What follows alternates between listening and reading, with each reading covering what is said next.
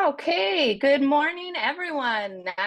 Let's see some thumbs up if you can hear me all right. Okay, I'm seeing some good thumbs up. That's awesome. So, welcome, everyone, to the Jocelyn Scrolling group. Definitely seeing some familiar faces from last week. This is our second session now. So we'll just wait a moment or two. Pat is letting everyone in, and I'm going to get the slides up and running here. So again, another thumbs up would be great if you can see the slide deck here. Yes, awesome. Seeing the thumbs up, that's great. And so we'll just let a few more folks come in here, and then we'll get started. So seeing some friendly faces for sure, and thank you everyone for coming. Maybe what we'll start with, just while we're waiting for the rest of the crew to arrive, is some quick introductions. So we'd love to hear what, if you want to take 30 seconds or less and introduce yourself, and what one of your growing goals is for this upcoming year or this season.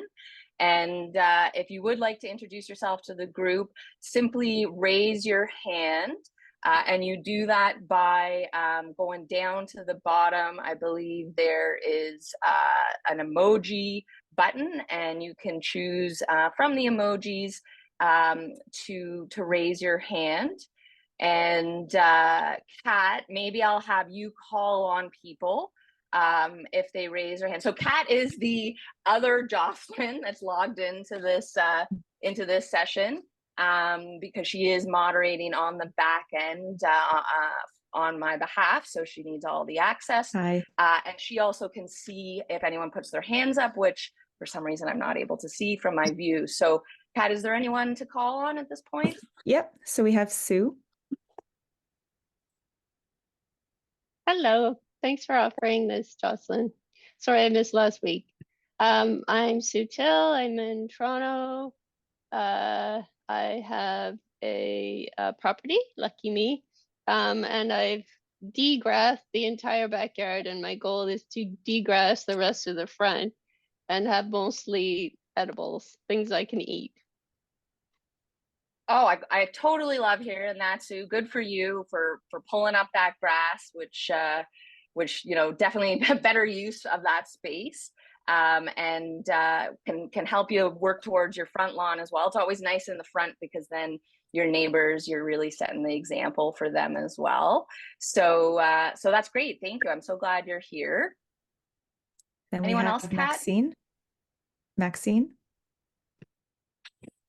Hi, I'm Maxine, and I'm in Aurelia, and we have a 2-acre lot here, and my goal this year is to start some of my own flowers from seed, and I have a big vegetable garden, so I'm going to try and start some of those veggies from seed as well. Awesome. Have you done have you ever started from seed before, Maxine?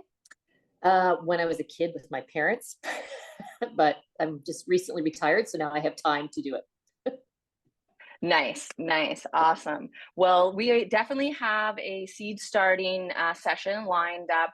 I think it's going to be in a few weeks, although Kat and I were talking this morning about maybe changing the order of the topics, because we realized that we timed our sessions with when those activities are occurring, which really we should have timed it a few weeks in advance. So stay tuned for those topics to update a little bit. We'll let you know in the emails.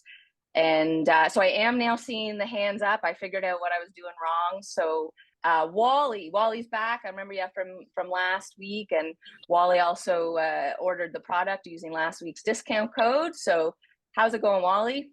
Yeah, it's going great. Thanks, Jocelyn, for introducing me. I thought one of the things I want to try to improve upon are my onions. I'm growing them from seed, but I get bulbs of varying sizes, and most of them are small. So I'm trying to figure out how to get my bulb onions a little larger than what I seem to be getting year to year. And I'm in All Toronto. right. So, and you're in Toronto. Awesome. Yeah, So backyard garden. Yeah. I have had similar experiences with onions, especially when you're starting from seed, but also when you're starting from sets, which is the bulb itself. And we can definitely go into that more specifically.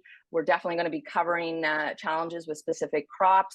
The best tip I got for onions is that the bulb, in fact, only grows up until the summer equinox. So any bulb growth you're going to get happens before that June 21st deadline. So I have definitely made the mistake of planting my seeds or my sets in mid-June and got the saddest, tiniest little onions known to mankind. So that alone, getting those in, prioritizing those as soon as you can in the spring, and is certainly going to help towards that issue. So great. Okay, we'll take one more hand up. Reed, how's it going? And don't forget you're on mute. Hi. So good to see you guys. I'm coming in from Durham region, Pickering. I do native plant gardening with mine and my partner's business, Sustainable Roots. But my experience is less focused on vegetable gardening. And this spring, I'm going to be the garden educator at an elementary school doing a lot of vegetable gardening. So I'm always looking to add more information to my tool belt. Awesome. Well, I'm glad you're able to be here, Reed. And Reed, of course, works for Sustainable Eco Roots. They're a close partner of Jocelyn Soil Booster. They use our products, and they do really excellent work both with native plantings and also tackling invasive species. So if that's one of the challenges you want to address this year, take a look at Sustainable Eco Roots. They can help you make sure you're doing all the right things and really ultimately working with Mother Nature rather than against her. So that is what this is all about. I'm gonna get started now, and a quick reminder: everyone's microphone should be on mute right now. If you do have questions, please throw them in the chat. Kat is going to be monitoring the chat, and at the end there will be time set aside for the questions, and we can get more into depth there. And as well, Kat, if she's able to provide some quick answers or links, she'll be doing that in real time in the chat as well. So today we're going to talk further about microclimates. We touched on some of that last week, and anyone that was here was sent home with a bit of homework. So I'm excited to chat about that, and we'll also get everyone else up to speed if they weren't available last week. And then we're going to take it one step further and look at how we can not only use our existing microclimates, but in fact manipulate our growing areas, whether they're indoors or outdoors, to create additional microclimates, and some easy ways and tools that we have to do that. And ultimately, that is really because it allows us to work with Mother Nature rather than against her. And that is one of the core principles of regenerative growing. And personally, that is always, those are always principles that I come back to in terms of putting in the least amount of energy or the least amount of effort for the maximum return. And when Mother Nature can do most of the work for you, whether it's creating the right climate or creating the right microbiology in the soil to feed your plants, that is going to be the path of least resistance and really lead to success for your season. All right, so we've already talked a little bit, we've introduced ourselves, so I'm going to skip ahead and quickly review what we touched on last time. So we were looking at the three big factors that influence how you set up your growing space. And we wanted to provide a bit of a background about why they're important, how that particular variable works or is influenced, and also about some questions that you can use to really analyze your space. So the first thing we discussed was around light. And this, of course, is very straightforward in the sense that plants need light. They have to photosynthesize. They require solar energy to make the glucose that they use to grow their own body. And then we also touched on about the fact that in the photosynthesis process, not only are they creating that glucose or that sugar to fuel their own growth, but about half of that sugar is in fact released through the plant's root systems out into the soil as something called an exudate, which is a fancy name for a natural chemical indicator or signal that allows the plant to speak with the microbes. So it's this sugar that is produced through photosynthesis that allows the plants and the microbes to communicate with each other and ultimately work in synergy so that both plants and microbes are growing stronger together in a positive feedback loop. So when there isn't enough light, then you start to run into problems with that core principle to healthy growth. One thing to keep in mind is that you will almost always have the best success in full sun areas. So that would be a south facing window or garden. And that is really where that plant is going to be able to make the most of that glucose that it needs. Anything, anywhere where you're getting fewer than about 6 hours of daylight is going to become quite a challenging scenario for you to be growing your plants in. There certainly are shade-loving crops, and they will make do. But again, whenever you're not getting that 8 hours of sunlight or more, it's going to be more challenging. Another important thing to loop back on is this idea of dappled sunlight. So remember that when we're talking about sun, we're talking about full sun exposure and not speaking of sort of the sun coming through intermittently, because again, that is really going to reduce the daylight hours available to your plant.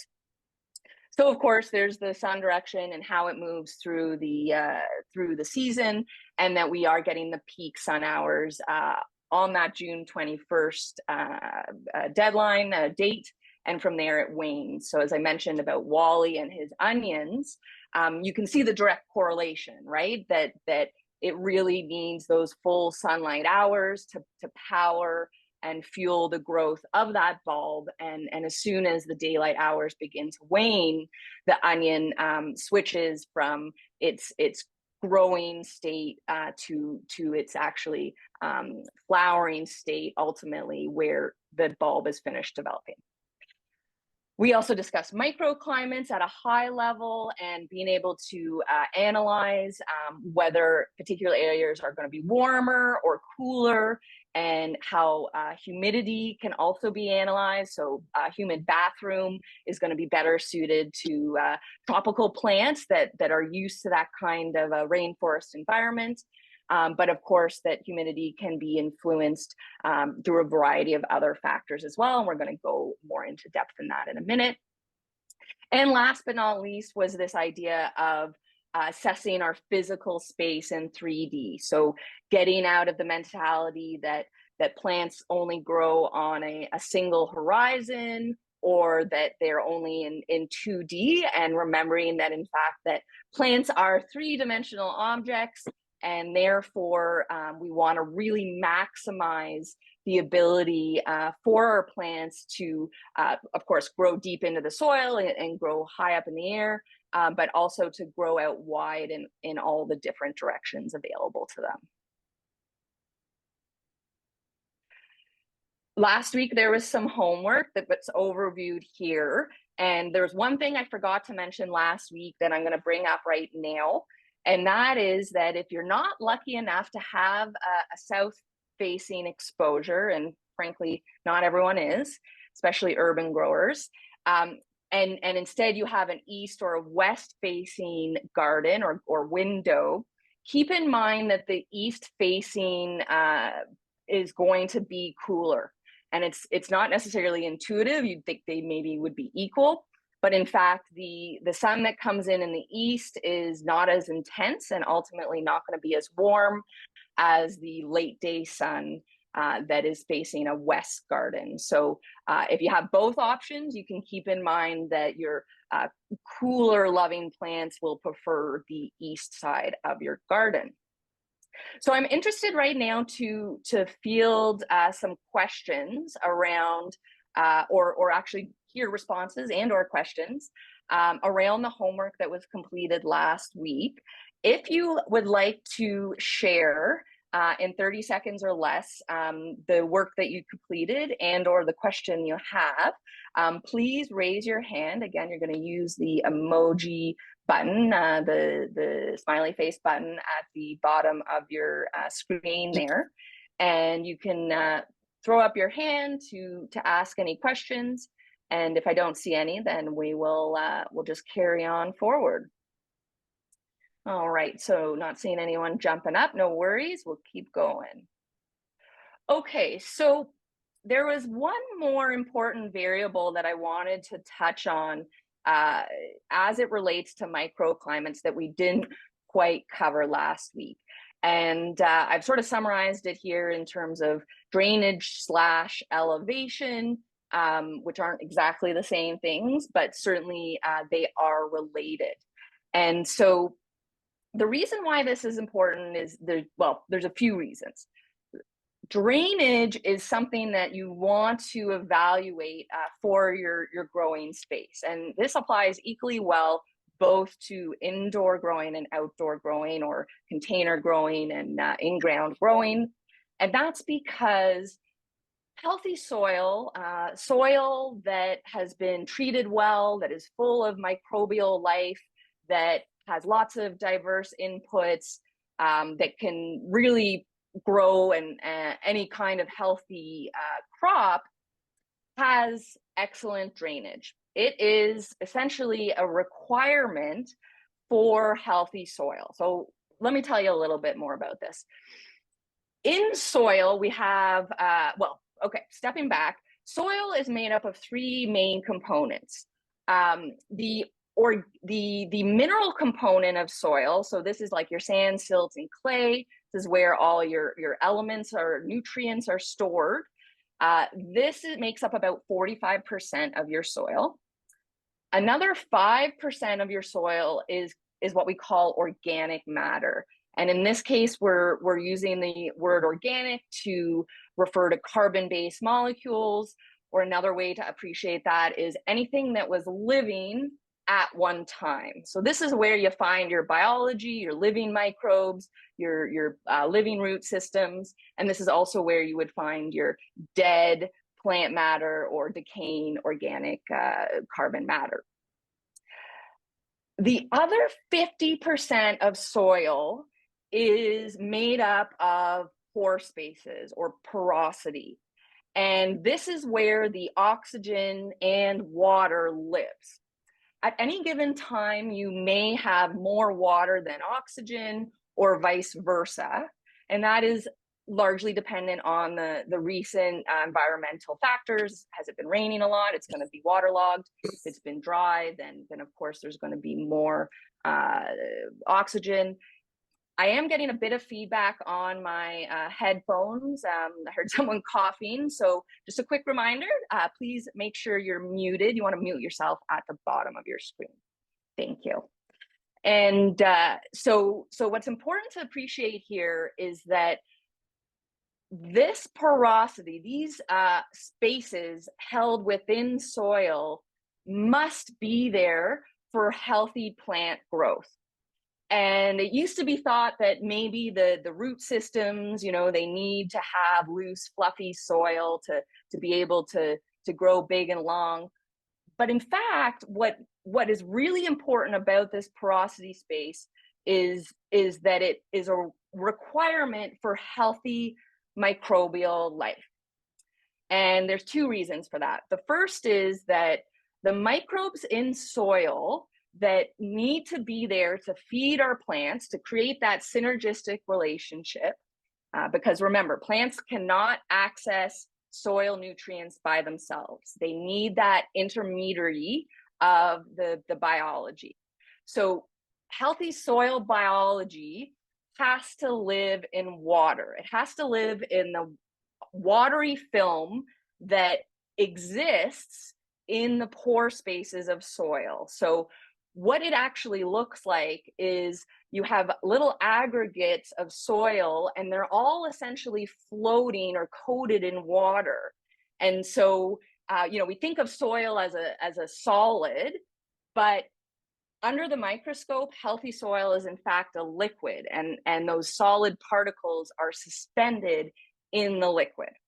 And that's really, really important, because as soon as it becomes too dry in your soil, your microbes have to go dormant or they'll just die. And then they're not available to feed your plant. The other important reason we need good airspace or drainage in our soil is because that is how soil holds oxygen, O2. And soil microbiology, just like you and me, depends on oxygen to breathe. They respire just like I do, and probably like you do as well. And if there is not enough readily accessible oxygen being held in those pore spaces, in that structure of that soil, something really bad starts to happen. And that is that the microbes that can handle low oxygen or ultimately no oxygen environments start to proliferate. And they actually start to outcompete the microbes that need and must have oxygen to be healthy. Why is that a problem, you wonder perhaps? Microbes that can live in low oxygen or no oxygen soil are primarily pathogenic microbes. They are the bad microbes that I don't want to say we don't want them, because at the end of the day, we want all soil to have a wide diversity of microbial life. And that means having a few of the bad guys in there as well. Because it turns out they actually play an important role in very specific circumstances.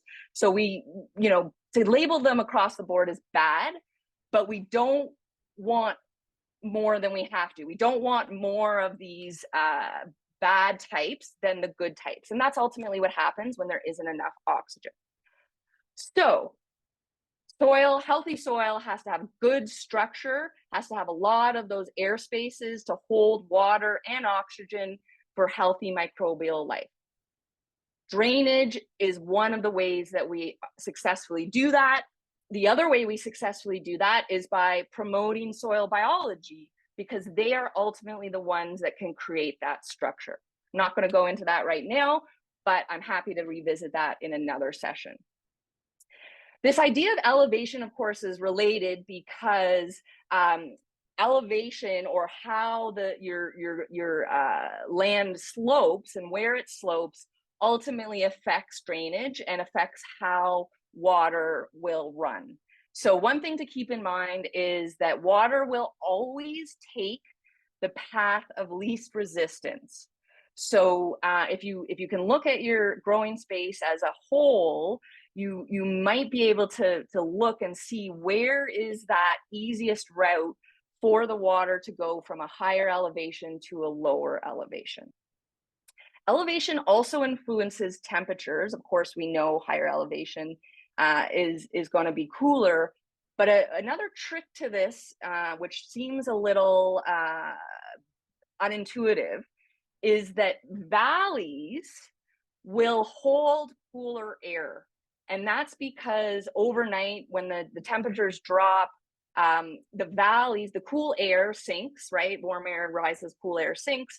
And so the coolest air sinks into any divots or valleys or ditches. Basically, it will sink to the lowest points of your growing area, and it'll sit there and it will take the longest to warm up the next day. So anywhere that you have the lowest elevation or the lowest divots, you'll want to mark as the best places for cooler crops. Of course, divots or low elevation is also where your water is going to drain. And we know from last class that anywhere that water pools will in fact be a cooler area. To take this one step further, keep in mind that bodies of water, whether it is a puddle or a pond, for example, a pond feature, they do provide a bit of a regulating ability. And so in the spring, they will hold on to the cooler air. However, in the fall, they'll actually hold on to the warmer air. So, you know, we often refer to this as the lake effect, because we know larger bodies of water work this way as well, but smaller bodies of water can also work this way. All right, so one of your homeworks for next session will be to evaluate the elevation and the drainage on your growing area, and also to begin looking at your soil composition. So one of the things I would like you to do, if possible, I know, I don't know, I'm looking outside, there's lots of snow, is for next session to have a small container of the soil that you're growing in. So you may have to go outside, or if you're indoor growing, whatever you use in your containers, because we're going to talk more next session about how soil composition and so will affect some of these other growing variables. Okay, so let's get down to business here and talk a little bit more about what you can do if you want to either heat up a particular area of your growing space, or conversely want to cool it down. So the first we're looking at here is how to heat up particular areas. And the nice thing is there are lots of hacks out there that allow you to do this in a really efficient and effective way. And we'll review some of them right now. So one thing to keep in mind when it comes to microclimates is any kind of solid material, whether it's bricks or stones, patio pavers, they are going to hold heat, especially if they're south facing or really anywhere that they're getting direct sun contact. They are going to absorb that heat energy, and then they're going to release it slowly as the temperature gradient changes. So what this means is that you do want to look for any features in your space that lend themselves to this heat retention. So, you know, a brick wall, last time, I believe someone was at the net that had, was mentioning her tomato lovers love the brick against the brick wall. And that would be a great option for any kind of heat loving plant. A lot of backyard urban growers don't even have grass or soil, so they're using patio stones, and that's actually a huge advantage because that heat's going to be released up. So one thing to keep in mind is that containers heat up faster than in-ground beds. So again, if you're lucky enough to have a mix of both, you would want to focus your heat lovers in the containers, because that soil is going to heat up more quickly at the beginning of the season and also every day thereafter. I know here we have the My Grow Box, which we sell. One thing, however, I might suggest if you are growing heat lovers is in fact to pick a dark colored container, or potentially wrap your containers in a darker, maybe even a landscape fabric. I normally don't suggest landscape fabric. I would never put it on my soil because it's plastic and it's going to become microplastic. However, It is a dark fabric, so you could wrap it around light planters, and that would help hold in some of that heat. Another really, really cool option that I've seen work super well is to install a mirror that reflects the sun back onto your garden. And if you're good with the direction of light, and you know your concaves and your convexes, then you can even orient that mirror to direct light towards parts of your garden that perhaps don't get as much light. So the fact here is there's actually a double benefit. So the mirror is going to increase the amount of photosynthesis that plant can do, the amount of light it has access to, and it will actually also reflect the other spectrums in the light, which includes the heat spectrum. So you will be the solar energy will also be reflected and heat up any of the areas that are receiving that. I won't go too much in depth into greenhouses. I think that is fairly straightforward. We've all seen there's lots and lots of options, lots of DIY for making your own greenhouse, and it can be small, it can be big. One good thing is, if you are installing a greenhouse, try to make it one where you can allow for ventilation. Because what happens in a greenhouse is that evapotranspiration is sped up, and that means that condensation starts to collect on the plastic. And that can be problematic, especially for heat lovers, because then they're constantly getting dripped on with moisture. And not every plant loves that. And often they, in fact, want the moisture targeted more around their soil, and it could lead to problems down the road. So if you are looking to put in a greenhouse, make sure it either has a flap that can open or a side that can be rolled up. And that's going to allow you to work with the humidity levels that need to be balanced as well. Another important thing when it comes to creating warmer microclimates is to ensure good drainage. And that is because we don't want standing pools of water. Water does hold the pool more than air does. So again, if you want to focus on creating a warmer microclimate, you want your soil to be leaning towards having a little bit more oxygen and a little bit less water generally over time, rather than vice versa, because that's going to lend itself to holding that warm air in the soil and promoting the heat lovers. Okay, so now we're looking at how to make a cooler microclimate. So the nice thing is, again, you can really use whatever things you have hanging around.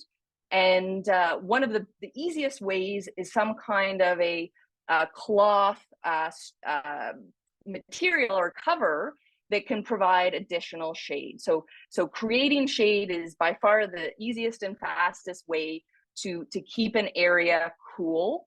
And lots of different ways to do that, whether it's with bug netting, mosquito netting can be used to provide shade, or you could plant like a food forest, which we talked about last time, where shade loving, cooler loving plants are lower to the ground and then being shaded out by some of the larger varietals that you planted.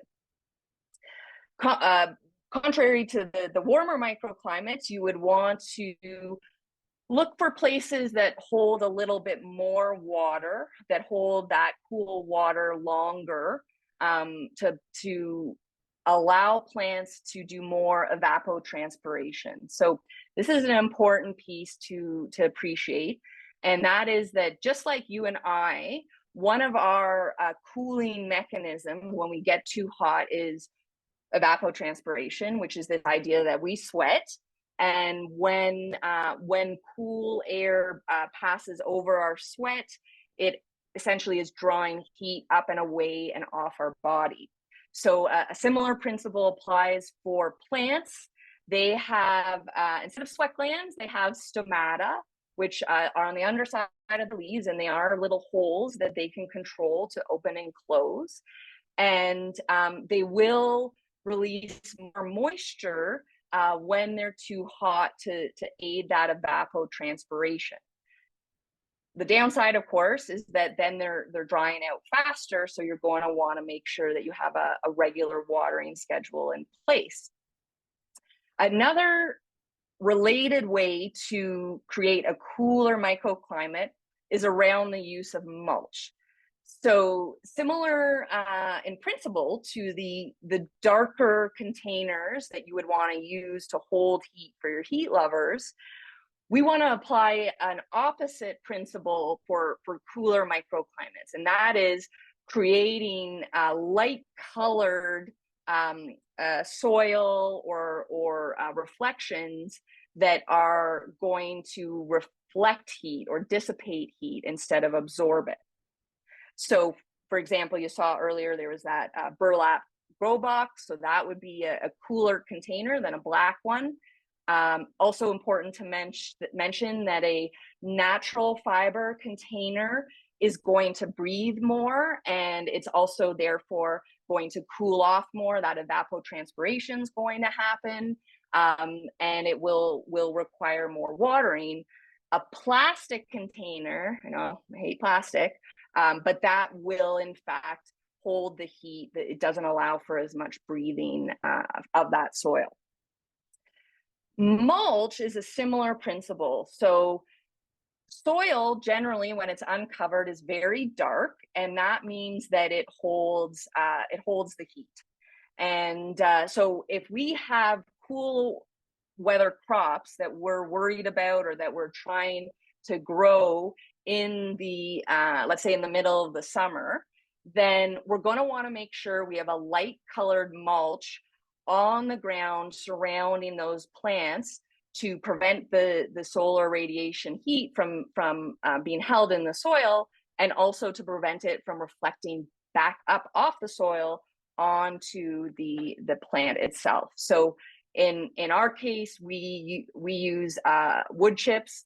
We use recycled arborist wood chips as a mulch, and we sell this product. It's available, so it's a great option if you want to really protect your soil. So the other reason that it's important to use a mulch to foster a cooler microclimate is that it holds the water in the soil. So again, going back to this idea that the more water being held in the soil, the cooler that soil is going to remain. And mulch, by protecting the top layer of soil, prevents as much evaporation from happening than if it wasn't covered. So there's a few different reasons why, in this case, mulch is a really good reason to be using in if you're trying to generate a cooler microclimate. So wind would be another factor that we want to look at. Obviously, the windier it is, the more evapotranspiration. Gosh, everything's coming back to evapotranspiration. I should have just made all the slides about evapotranspiration. It is an important principle, and so again, elevation coming into play. Going to be more wind at higher elevation, vice versa in a valley. And we've already spoken about how bodies provide bodies of water provide a moderating effect overall. Okay, so how do we apply these same principles to our indoor growing plants? Well, you know, again, the processes by which plants are able to regulate their own temperatures are the same, and so therefore the structures or the systems we can put in place are pretty similar as well, but we have more ability to manipulate the environment. So certainly installing grow lights is a really big one. I mentioned earlier this idea of 8 hours of sunlight a day being really, really pivotal to the maximum success in terms of growth. And often if we are growing indoors, and we don't have a south-facing window, then we will want to supplement with grow lights unless we're specifically growing a shade type plant, a plant that doesn't need as much sunlight. Heat mats are a really great option as well. It's like, it takes this idea of solar heat radiation that, for example, patio stones do outside. And essentially it's, well, you see here in the photo, it's really just a mat, and you plug it in and you can rest your plants or your seed tray on that heat mat, and it gives a nice gentle warmth to ensure that that container is going to be the right temperature. This is really important. I have learned this the hard way. If you are planning to start your own seeds, seed starting is very finicky, and they are very particular about the temperature at which they are going to germinate. And if they aren't hitting that temperature consistently, then either they won't germinate at all, or it'll take a very long time for germination to occur. And then your whole schedule is going to be out of whack. So I have come to learn that you do want when you're seed starting, you do want an average temperature of about 21 degrees Celsius. And certainly I struggled to reach that. And so in that case, a heat mat's going to help. Mini greenhouses is a DIY or a really quick and dirty solution, because you can use practically anything that is clear as a mini greenhouse. So, you know, a little takeout container can go over a small little seed starting tray, or you can cut the top off a larger, let's say, 5-liter or 20-liter jug, and use that to put over your larger plants, and that's going to help generate the warmth inside the greenhouse as well. In terms of humidity, we touched on that a lot last time. You can spray your plants. You can also create pools, have a container under your plant that holds water, and over time that water will be released up and around the plant and allow that plant to maintain a higher humidity level. And ventilation is related, of course, to this idea of it reduces humidity. So the more air movement you have, the less humidity. The more air movement you have, the more evapotranspiration that's going to happen. So again, the cooler the plants are going to stay. And then important to note that doors, windows, they really do provide a lot of cool air that is coming in and needs to be accounted for. Okay, a couple quick mistakes to avoid before we jump into the Q&A. And that is that even with microclimates, you always have to remember that plants, although they're very resilient and they have a lot of tools and tricks up their sleeves to accommodate environmental extremes, they can only put those tools into effect when they're given the right time scale. So the best way to understand that is that a plant that is in a warm greenhouse, let's say, and you just purchased it and you bring it home in your warm vehicle, and then you put it, let's say, by a window, even if it is in your home, believe it or not, that plant is going to experience shock. And it's because the temperature has changed faster than it ever would out in Mother Nature's ecosystem. So this gets back to this whole concept in regenerative growing of using the lens of Mother Nature to guide the choices and the decisions that we make. So we know that, yeah, the outdoor conditions can change rapidly, but even a rapid change in temperature takes 12 to 24 hours, not 1 to 2 hours. So remember that you're working on Mother Nature's schedule, and that only by doing that will you allow the plant, or for example, the soil microbes that do a lot of the work for the plant, to be resilient enough and adapt to the different environmental conditions? So, for example, one thing I always remind people when if they're purchasing the worm manure is that it's not something that you would want to store in your fridge and then take out when you use it, because in nature, while microbes do live and go dormant and then come back in the spring, the time scale over which that happens is really relatively slow compared to you pulling something in and out of your fridge, or even in and out of your unheated garage, for example. The other mistake that we want to avoid here is to make sure that when we are coming up with our plans for growing, and we'll be working on this at future sessions, is that we have a variety of different types of plants. So it can be tempting to only want to grow your tomatoes and your peppers, and maybe we get some eggplant in there, and cucumbers. And those are big heavy hitters. They're delicious, they're fulfilling. However, they're all heat lovers. And the challenge with that is that it's unlikely that your entire growing space is well suited to heat loving plants.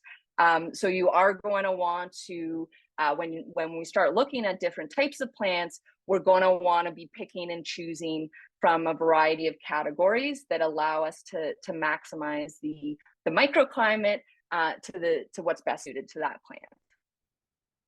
Okay, so here is your homework for next week. And some of you will have already done some of this, and some of you will want to catch up. So it's this idea of what natural features are already present in your particular growing area, and are they going to lend themselves to a warm or a cold or a humid or less humid microclimate. The next question is, what kind of supplies do you have lying around already that can be called into action to help you create or manipulate your microclimate? So I'll have to tell you that this is the oldest trick in the farmer's handbook. And basically what you do is you, if you need something, so whether you need something to create your greenhouse, or you need something that's going to hold that heat energy and reflect it back onto your containers, you think about what that is, you hold that in your mind, and as you go about your daily work in your house and in your garage and in the back shed room that you never want to go to because it's just a mess of things, you constantly want to be looking for things that could act in a similar way to what the ideal item is.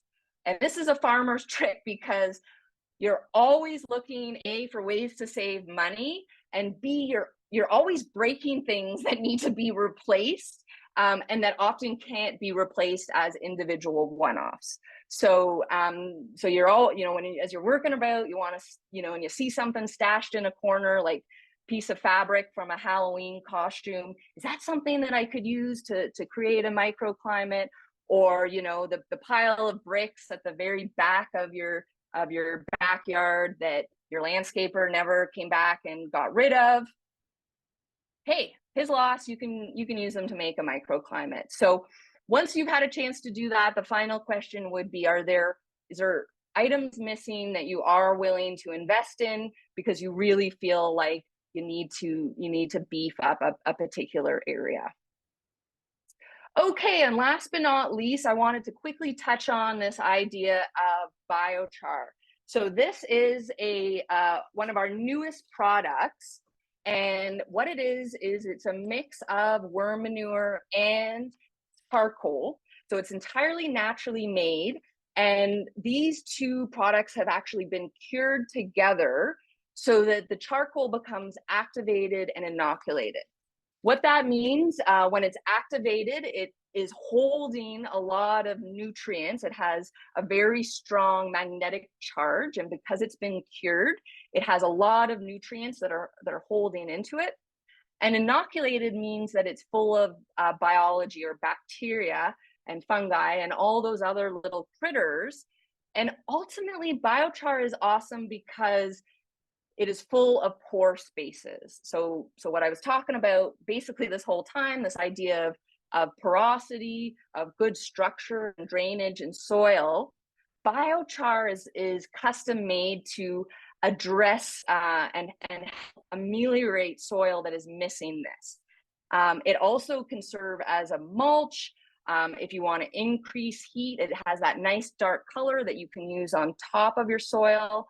And it can be used as within the soil or at the bottom of your planter, where it will in fact absorb any nutrients that are at risk of leaching out of your container. And it's going to further regulate the temps for your plant by creating that porosity. So this week's discount deal for our Jocelyn's growing group is that you can save $5 on each bag of biochar. You will want to use the discount code CLIMATES on the checkout page to access that deal. It is only available till the end of day 11:59 tonight. So if you're interested in trying the biochar, it's a really hot product within the growing community right now. Here's your chance to get a bit of a discount. So for those of you who have to run, I'm sorry, I know I've run a little bit late for the Q&A. I'm going to stick around and answer questions. I think there's a few at least. But for those of you who have to get going, I hope you will join us next week for the second part of our planning workshops that is going to speak more specifically to incorporating regenerative principles. So what are the techniques and the tools that Mother Nature offers us that we can plan to put into practice for maximum success through the growing season. So on that note, I am going to stop sharing my slides, and we will pull up the chat for any questions. And so Sue Till, I see that you've asked me directly if these slides will be shared. If you would like the slides, please email Kat or direct message Kat. So you can direct message Kat with your email address, and she will be sure that you're able to receive the slides after the fact. And so Sue here also was asking, and valleys tend to be more shaded. Yes, thank you, Sue. That's a good point. So not only does a valley hold the cool air, but it also reduces the angle at which the sun becomes, or increases the angle, excuse me, at which the sun will actually begin shining on your plant. So that is an important piece to keep in mind. But of course, your east facing slope is going to get the morning and less of the afternoon, and vice versa with the west side of your slope, west facing. Okay, so Wendy has a question: how to cool down grow bags when out in the sun and get too much heat? Yes, so this is a common challenge with grow bags. There's a lot of good things about grow bags, or the My Grow Box container you saw earlier, and they're portable, and they're you know, light and easy. However, they do dry out quickly. And that is the case both for like a natural jute fiber, which is what ours are made out of, but it is also the case for your regular grow bags that are usually made of a plastic felt or a poly felt material, because again, it's full of air spaces that are allowing the moisture to dissipate. And often they're dark. So the first thing would be, if possible, you would want to try wrapping those grow boxes in a lighter fabric if they are a dark fabric. The other option would be, of course, to use some kind of a substrate as part of your soil mixture that's really, really good at holding water. So in this case, I would recommend the biochar because it is full of that pore space that is custom made to hold moisture. And that's what makes biochar so interesting. Well, one of the reasons, at least, is that because it has this really resilient carbon structure. It's actually related, of course, to like diamonds and graphite. Like this is all carbon. It makes a really cool, it has a really cool ability to hold its structure. And the water molecules get held in that structure. However, the plant, when it needs that moisture, will in fact suck that moisture out of the charcoal and be able to access it. So I would say one of the biggest things you could do, aside from seeing if you can wrap those grow boxes in a cooler fabric, would be to ameliorate the container soil with, let's say, 10-20% biochar that's going to hold on to that moisture better than a traditional potting soil product. Okay, so next one. Oh, this is a direct message. Kat, maybe you can just flag that someone wants to know a good lawn care company with good microbes in London, Ontario. And they will come back next week to find out. Sue's endorsing the heating pad. Okay, when we start, Annette has a question.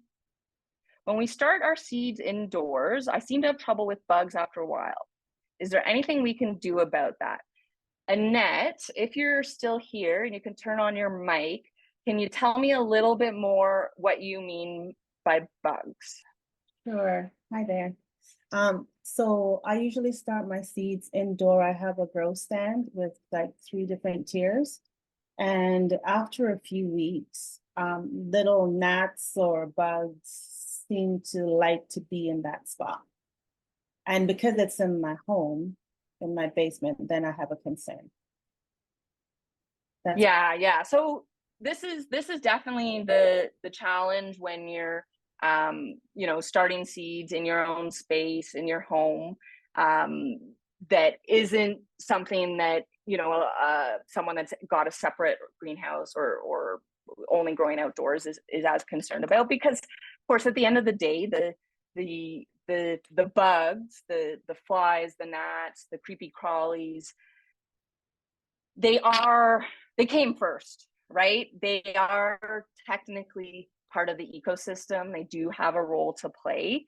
So I'm always a little bit challenged as to how to balance, this idea that a lot of people are growing in their house and don't want a bunch of gnats or fruit flies or that kind of thing, or even like centipedes or whatever in their space, because that's just not what they're cool with the fact that the only way to get rid of all those things is through chemical pesticides, right? There isn't, it's not that there isn't any middle ground, but it is a challenging middle ground to achieve.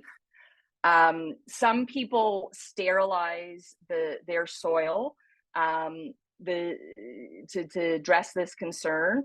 I've heard of different ways of doing that. Some people do it in their oven. The problem with that is that you're in fact sterilizing it across the board. So not only are you getting rid of the gnat eggs, but you're in fact getting rid of almost all, if not all, the biology that is in the soil, which is going to make germination in your seedlings, it's going to be harder for them to get the nutrients they need. There are beneficial bugs. So usually what I end up recommending, there's a few options. So there's something called diatomaceous earth. Kat can throw that in the chat because it's a hard one to spell. And it is a natural pest control option. It looks like a powder, but it's actually made of tiny ground up seashells. It is abrasive to our eyes and our lungs. So you do want to be a bit careful when you're using it. It has lots of applications. People use it for bed bugs. So you can often find it at like your natural health retailer. And so what you can do with diatomaceous earth is sprinkle it on your soil, and any of the gnats that come in contact with that material while it's still dry will be shredded to bits, is sort of how it works, those tiny razor blade seashells. However, the downside of diatomaceous earth is as soon as it's wet or has absorbed water, it's no longer effective. So it is the type of thing that you have to essentially reapply almost every day. Another option is to look into beneficial insects. So it's sort of like fighting insects with insects. And there's a few different options.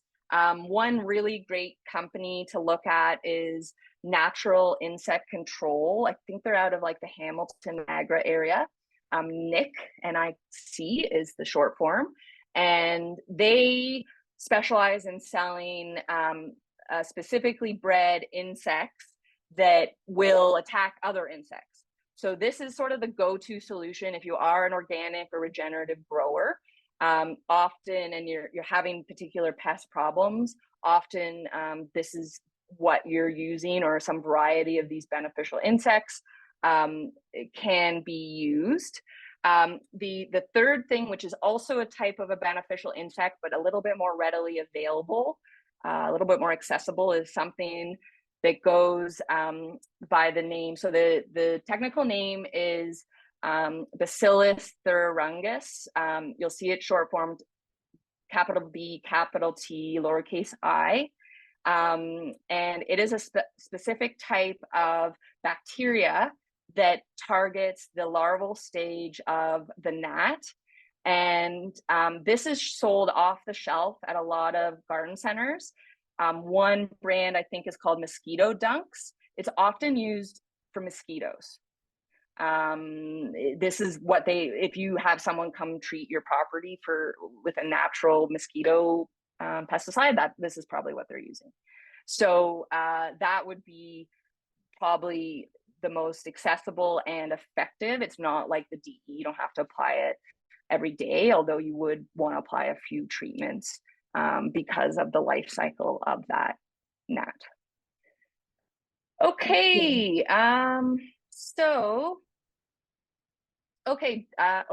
missing some things. So we got a few more minutes here, or a few more questions at least. Would the same planting requirements for onions also apply to leeks? Yes, so a leek is in the onion family, and therefore it is very similar in that the growth of the bulb is going to happen during the summer equinox. Would adding vermiculite to the top of soil reduce fungus gnats? Yes, so this is another potential solution. I have heard of people that use vermiculite or perlite or the clay balls, hydroton, I think it's called, on top of their soil. And what that does is it prevents the fungus gnats from reaching the organic matter. So fungus gnats in particular, they really are looking for that high carbon material. And if they can't access it, then they aren't able to lay their eggs, and then they're not able to continue the life cycle. So if you put a substantial layer of non-carbon based material, so like a vermiculite or a perlite or a clay hydroton, on the top of your soil, then over time you can address your gnat issue.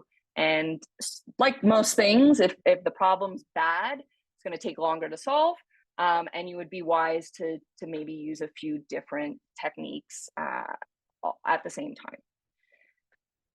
Question: are you cleaning your trays and pots well before before potting. Yes. So you always want to sanitize your trays and your pots, and really any of your growing tools, either at the end of the season or the beginning of the season. And that's really to ensure, if you had any pest or pathogen concerns last year, you're not inadvertently re-inoculating this year's crops. You also want to consider that perhaps some of those containers weren't put away totally dry, and maybe they've been stacked really tightly together, creating anaerobic conditions, which again promotes those bad soil pathogens or microbes. So we wouldn't want our seed trays or germination trays to be full of potentially bad pathogens. And ultimately, there's a few different ways you can do that. One of the easiest ways is to use something like OxyClean. You could use vinegar and water. There are, I would want to look at a natural cleaning solution versus like a really hardcore chemical cleaner. You don't want any residual chemicals in those trays, so you're going to be washing them out well. Okay, Maxine recommending goggles and a mask with the diatomaceous earth. So that is that's a good tip, and as you see there, it is useful for a variety of pests. Wendy's asking, do you have to keep adding biochar or just the beginning? And Kat's addressed that, which is great. So biochar is really what they call recalcitrant, or takes a really long time to decay. That's why it's so great as a structure enhancer, is that it really holds that structure for a long time.